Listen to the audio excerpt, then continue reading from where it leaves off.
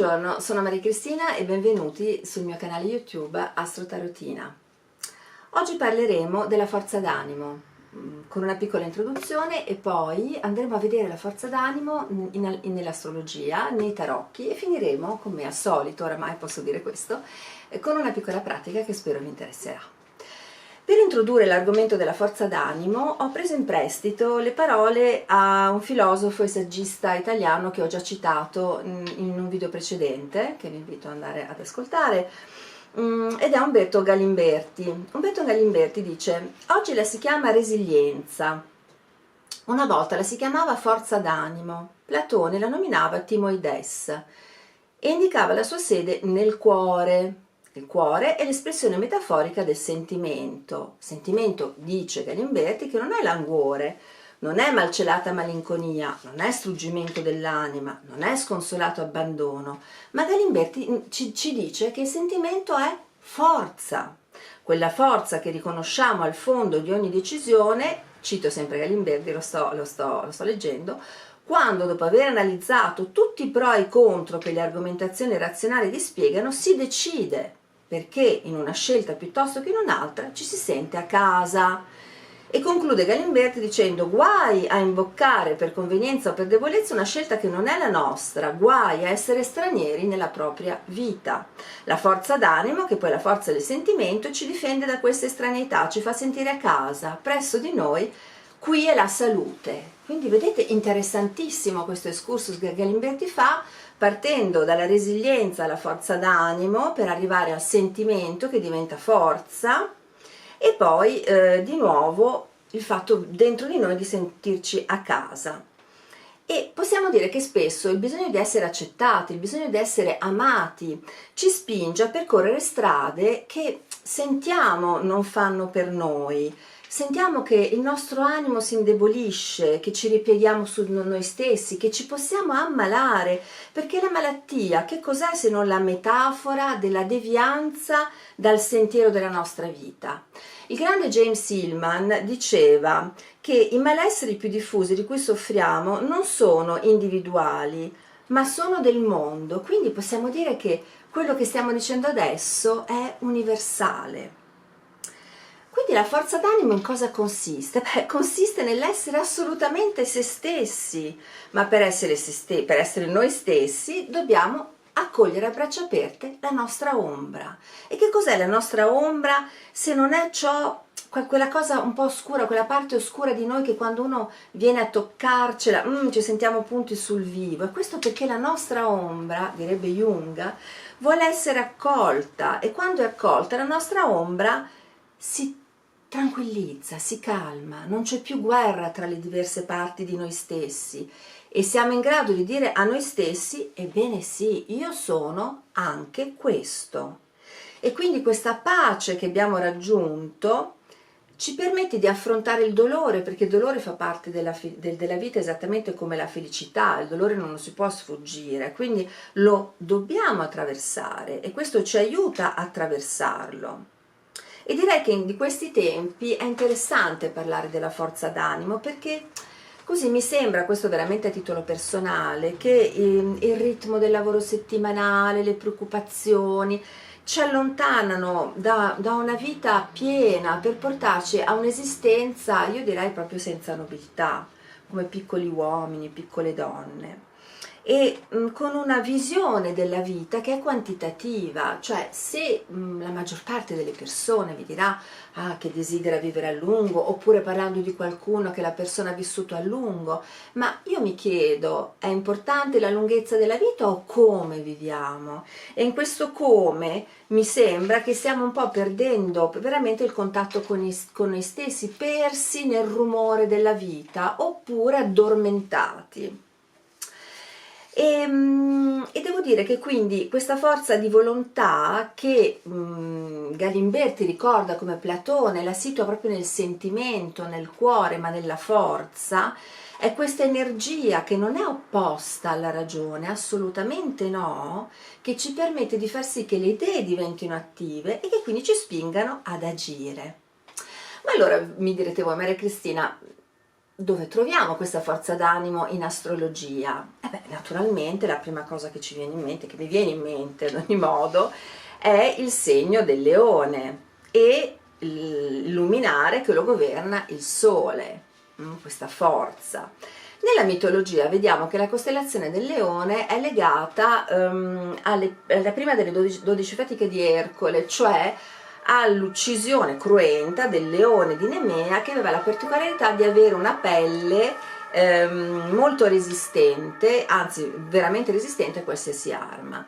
Quindi il fatto che Ercole, cioè un essere umano, vinca il leone è veramente una metafora di come l'essere umano, con il coraggio, con la forza di volontà, con la capacità decisionale, con l'intelligenza e anche con la ragione, senza ricorrere a forze esterne, riesce a vincere gli istinti che sono nel suo inconscio grazie al suo potere personale. Quindi si rimette la responsabilità, che mi è tanto cara, dell'essere umano al centro della questione. E il leone che cos'è? Il leone l'avevo preparato, eccolo qua. Il leone è un segno di fuoco, vedete, ed è un segno fisso estivo, cioè il leone si situa a metà estate, quindi per questo viene detto un segno fisso, è un segno di fuoco ed eccolo qua. Allora, il fuoco del leone non è come quello dell'ariete, l'ariete ha un fuoco impulsivo, un po' come l'esplosione di un vulcano. Il fuoco del leone invece è un fuoco che riscalda, che brucia, ma è una fiamma che divora, che arde, perché proprio è la fiamma dell'estate, è la fiamma in cui il sole è la sua maturazione più completa, è il calore che permette alla natura naturalmente di crescere, di prosperare, e al mondo biologico di essere in piena vitalità, e il sole irradia con il suo calore l'universo. Quindi questo segno di fuoco che è il leone è conosciuto per la sua vitalità, e all'altra parola chiave che è legata al leone è la creatività. Il leone è veramente il segno creativo, di personalità magnetiche, leali, generose, che non passano mai inosservate, naturalmente. E il luminare, il pianeta che lo governa, abbiamo detto, è il Sole. Eccolo qua. Allora, il Sole, vediamo il suo glifo, ecco, l'avevo preparato, il glifo del Sole è questo, quindi è un cerchio con un centro al punto. Qui insomma è più complesso, però vedete il principio è questo. Allora il cerchio a livello simbolico rappresenta ciò che è illimitato, infinito, mentre il punto che vedete al centro è l'individuo, che è certo un'entità separata, che ha quindi un'identità propria, un'entità separata che ha una identità propria, ma fa parte di un insieme naturalmente superiore. E il punto centrale, che è appunto l'individuo, rappresenta la consapevolezza. Quindi il Sole, come il leone, sono legati, spero che si veda, sono legati all'energia Yang, che governa che cosa? Il movimento, la vitalità, il dinamismo, l'iniziativa, e questa energia Yang ci permette di prendere decisioni, ci permette di lottare, ma anche di realizzare i nostri progetti. Ecco, questo è un po' quello che viene così di primo acchito, viene da pensare, no? Legare questa forza d'animo in astrologia.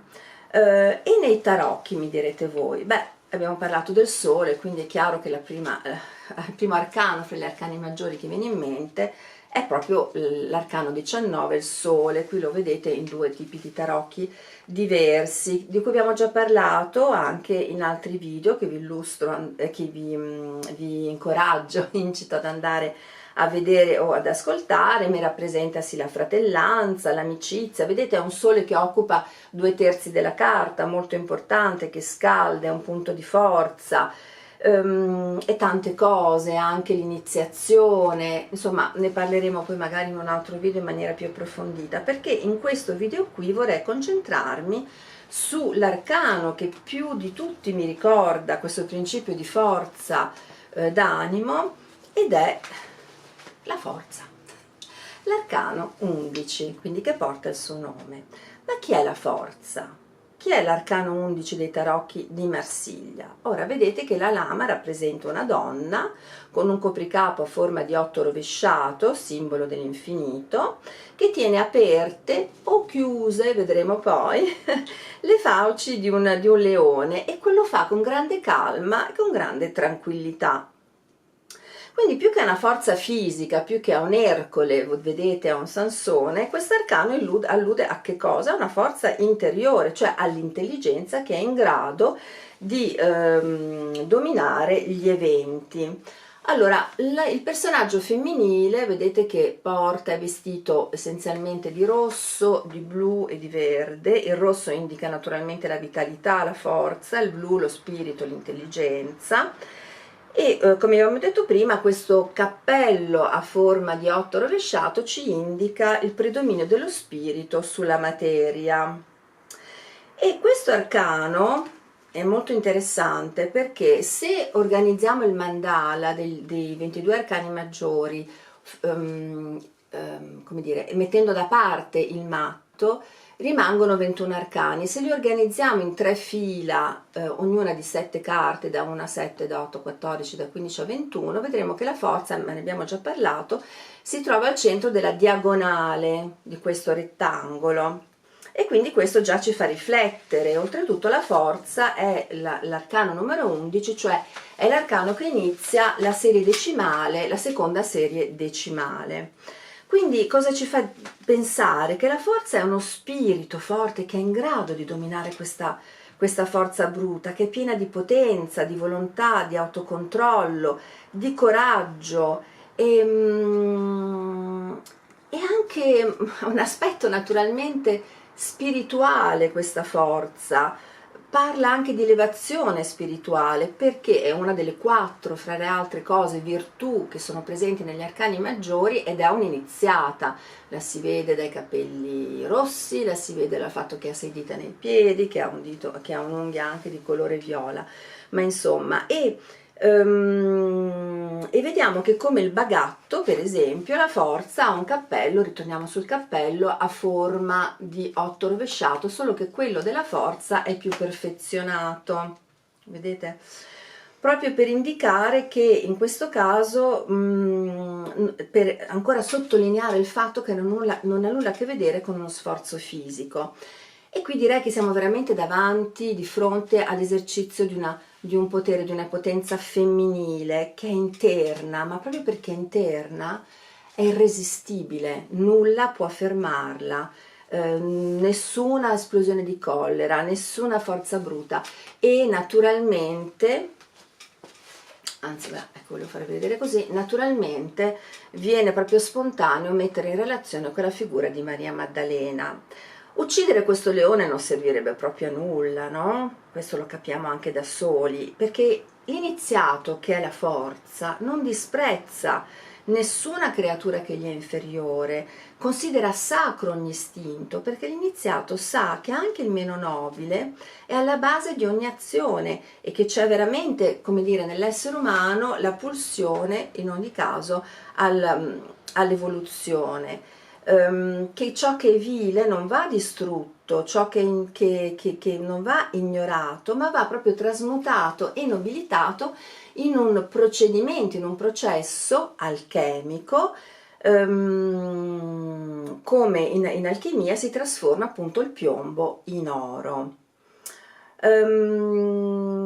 Direi, sempre tornando a Jung, che ho citato prima, che l'arcano 11, la forza, è proprio la rappresentazione di come il fatto che l'essere umano riesca a domare le forze oscure dell'inconscio ci aiuta a realizzare la migliore versione di noi stessi in piena coscienza.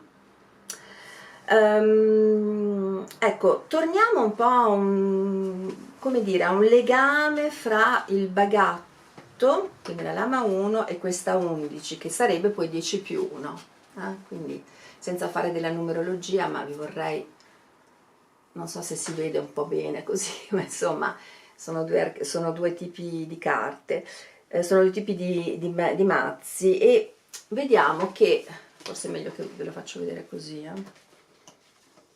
vediamo che il bagatto conduce la sua azione dall'ombelico in su verso l'alto, mentre in basso il bagatto esita, ha i piedi aperti di colore giallo, quindi vuol dire che questo è il mentale, esita, è l'apprendista, mentre la forza vediamo proprio che agisce nella direzione opposta, cioè dall'ombelico in giù. Infatti si vede che il leone poggia proprio la sua testa sul ventre del personaggio femminile, e il personaggio femminile si vede un unico piede, come se stesse in piedi basato proprio su un unico piede con 6 dita. 6 dita, come 6 dita sono quelle nella mano del bagatto, come 6 denti sono quelli qua, e qua forse si vede meglio, come 6 denti sono quelli del leone, e questo unico piede che poggia per terra ci indica una capacità eccezionale di ancorarsi alla terra, di possedere una forza stabile e solida. Cioè vediamo che in questo caso c'è proprio una forza che proviene dal ventre e che ricorda, stranamente, ma non stranamente affatto, la Kundalini, ricorda la forza divina, ricorda il risveglio controllo del drago serpente, e così potremo ancora dire tante cose. Quindi vediamo che c'è proprio una sollecitazione a creare una relazione fra il mentale e la parte istintuale. E proprio per questo vi ricordate che all'inizio avevo detto effettivamente possiamo dire che questo personaggio tiene aperte senza troppe difficoltà le fauci del leone, ma potremmo anche dire forse che cerca di chiuderle senza troppe grandi difficoltà. È come se ci fosse la capacità di modulare l'istintualità aprendola o chiudendola, confinandola o liberandola a seconda dei casi. Però vediamo come in questa immagine ci sia proprio una calma, una grande calma, cioè non c'è lotta di potere, non c'è conflitto. Possiamo dire che sono tutte e due questi aspetti, in un qualche modo la ragione e l'istinto parte della stessa medaglia, grazie all'intervento di questa forza. E questo, direi, in conclusione, ci parla del cammino della conoscenza. Questo è il nostro cammino della conoscenza. Ora, prima di lasciarci, vi propongo una piccola pratica, come abbiamo già fatto fino adesso. Scegliete il vostro mazzo di carte preferito e scegliete gli arcani di cui abbiamo parlato. Sì, volevo anche farvi vedere questo, vedete, ve ne avevo parlato all'inizio in un altro video.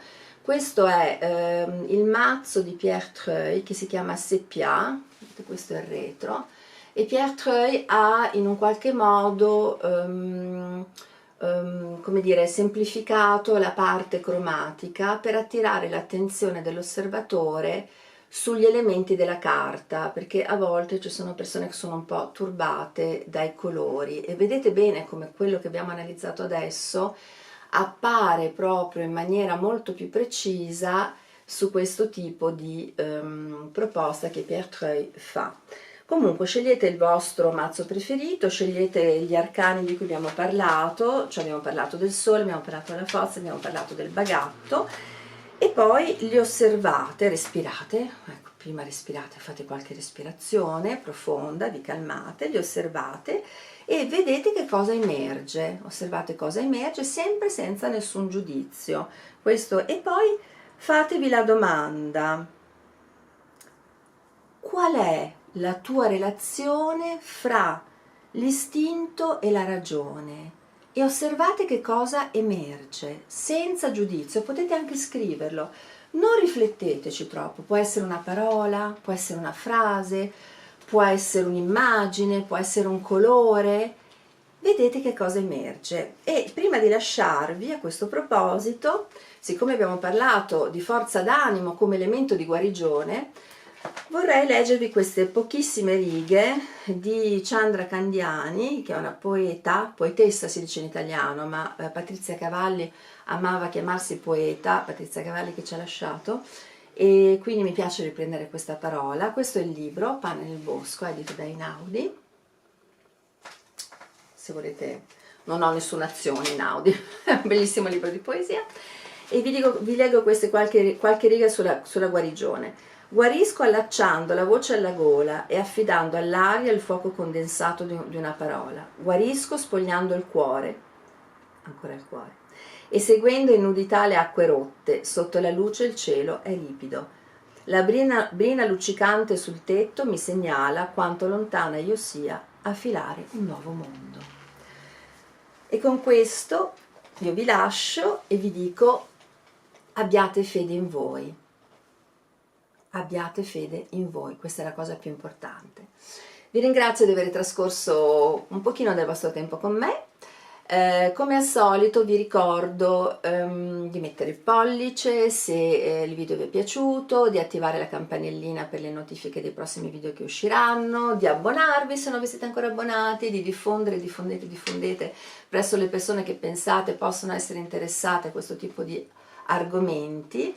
Potete scrivermi in basso, c'è lo spazio, rispondo a tutti. Potete anche scrivermi una email a mariacristina.astrotarot con una T finale @gmail.com.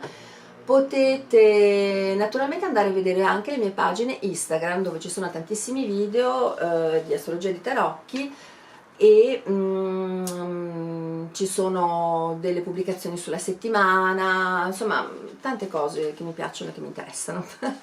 Grazie, a presto, alla prossima!